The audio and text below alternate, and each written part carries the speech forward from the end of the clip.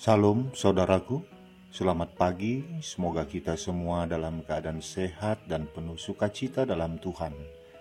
Marilah kita menggunakan waktu sejenak untuk berdoa, membaca dan merenungkan firman Tuhan sebagai sumber kekuatan, inspirasi dan motivasi bagi kita hari ini, Rabu 25 Agustus 2021. Sebelumnya mari kita berdoa. Bapa di sorga, kami bersyukur atas hari yang indah ini, hari yang penuh harapan. Kami akan merenungkan firman-Mu, kiranya Roh Kudus menerangi hati dan pikiran kami, agar kami sungguh memahami firman-Mu. Dalam nama Tuhan Yesus Kristus kami berdoa. Amin.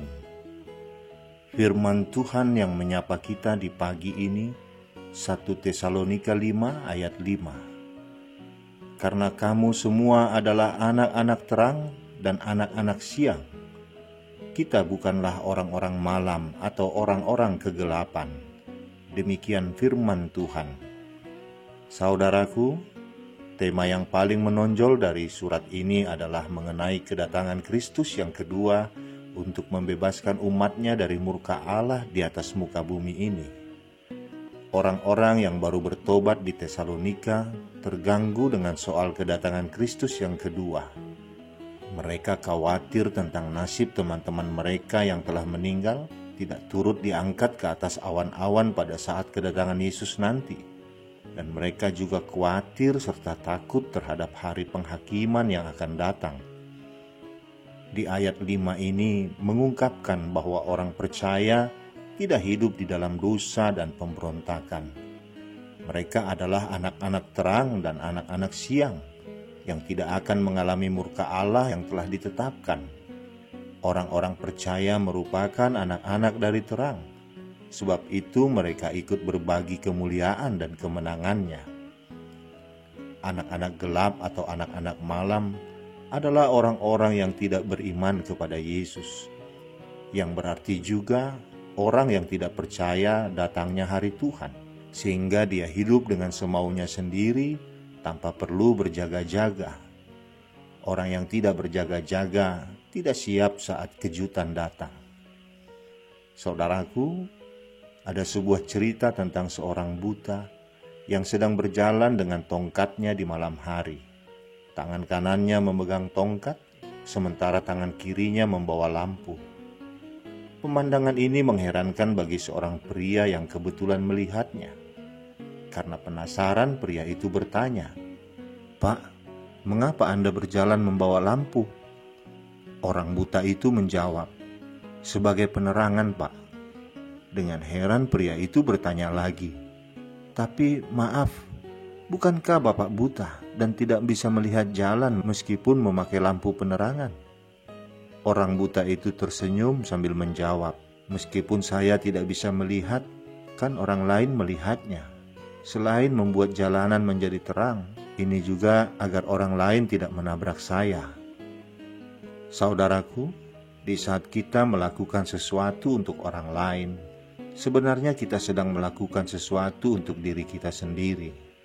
Inilah rahasia kehidupan untuk hidup yang penuh berkat, berkelimpahan, dan bahagia.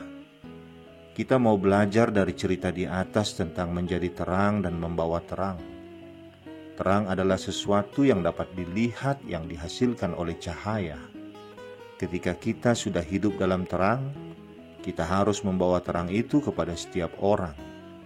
Jangan kita biarkan terang itu hanya menyinari satu tempat saja, tetapi biarlah terang itu mampu menyinari semua tempat yang gelap. Artinya, kita harus menjadi berkat bagi semua orang. Sikap terang yang telah kita pahami, yaitu tentang kasih dan sikap selalu bersyukur. Dari sikap ini, kita akan menghasilkan buah yang luar biasa. Buah itulah yang harus kita bagikan dengan sukacita, sehingga setiap orang boleh hidup dalam terang yang berasal dari cahaya Tuhan Yesus, yang membuat kehidupan penuh dengan sukacita.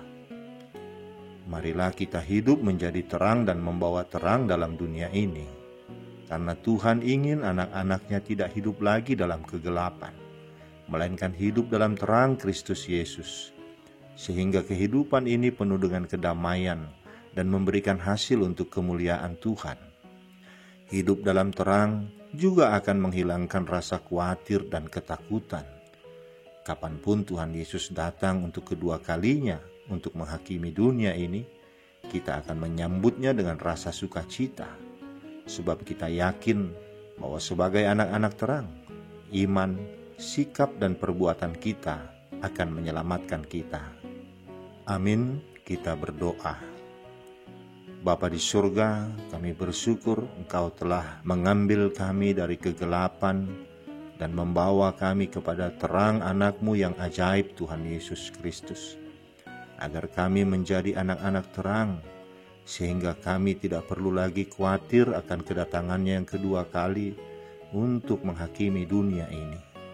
Dan selama penantian akan kedatangannya, sebagai anak-anak terang, kami harus melakukan perbuatan-perbuatan terang yang seturut dengan kehendak-Mu. Kuatkan kami untuk melakukan semua firman-Mu Tuhan dalam kehidupan kami di dalam penantian ini, agar hidup kami dipenuhi sukacita, dan sukacita kami boleh dirasakan oleh banyak orang. Kami menjadi saluran berkat-Mu bagi banyak orang. Dalam nama anak-Mu Tuhan Yesus Kristus kami berdoa. Amin. Selamat beraktivitas saudaraku. Tuhan memberkati. Shalom.